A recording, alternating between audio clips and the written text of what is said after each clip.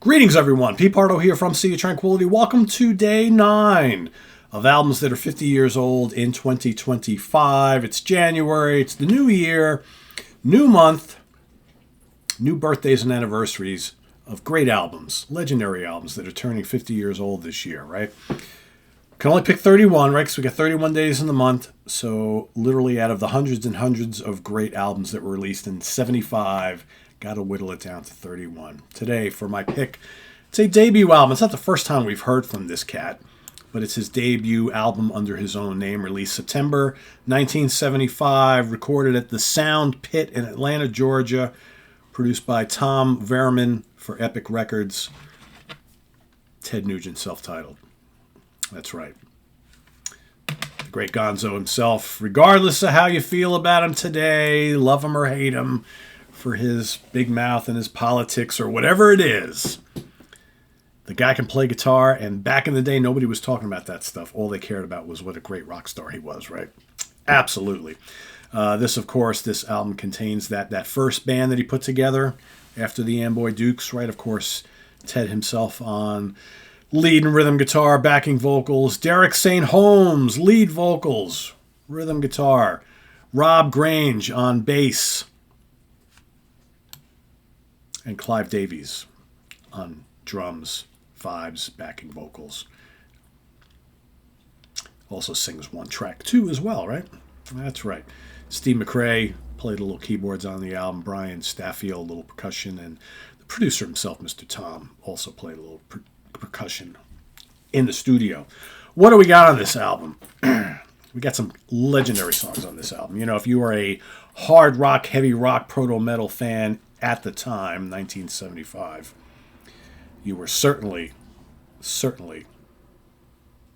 wary of this album. Maybe really into this album. I still think this album holds up really, really well. That's why it made my list. Stranglehold kicks it off, right?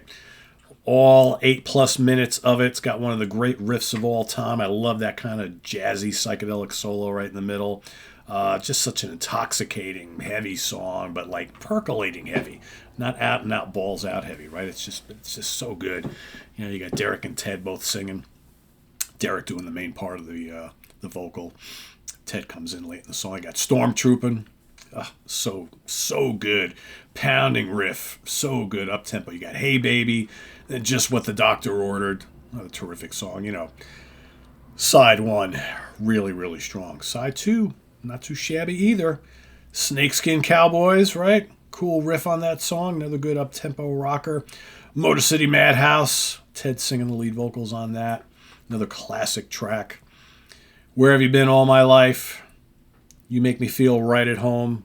Cliff sings that one. And then the underrated Queen of the Forest. I really like Queen of the Forest a lot. That's just this kind of ominous, atmospheric tune. Great little riff on there, too. It's very different. It's kind of interesting that they saved it for the end of the album, I think. I know nobody ever seems to talk about Queen of the Forest, but I always dug it quite a bit. I think it's a really cool album. He's got, Ted's first, 4 or 5 solo records are just, to me, really, really great. Once he moves into the 80s, it gets a little spotty for me, but the 70s stuff is just really, really great. All right, let's talk about charts.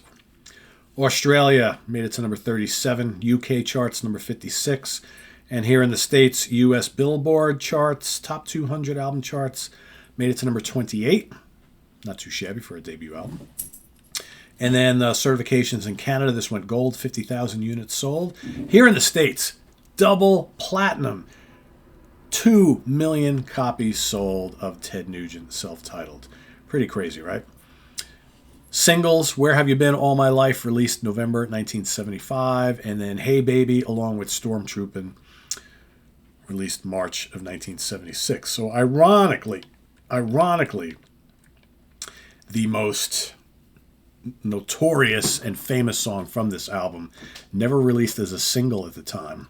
However, Stranglehold became a staple of FM rock radio and certainly classic rock radio going forward.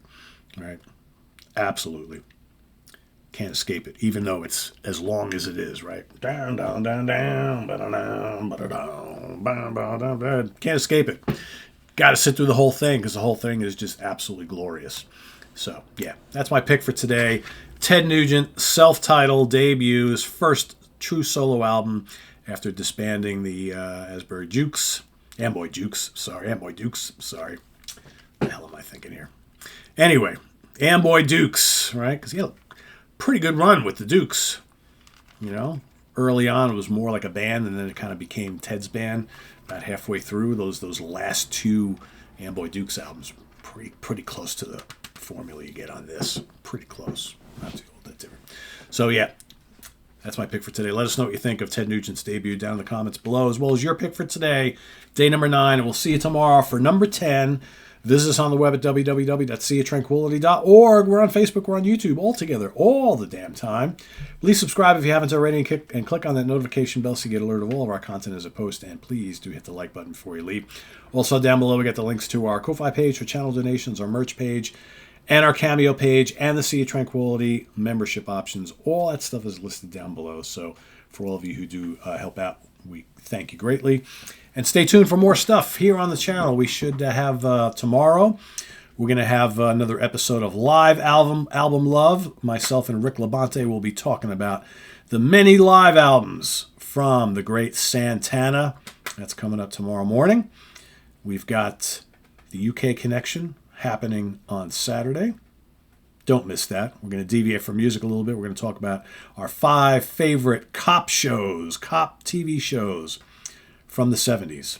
That's coming up on Saturday. And then, of course, on Sunday is Ranking the Albums.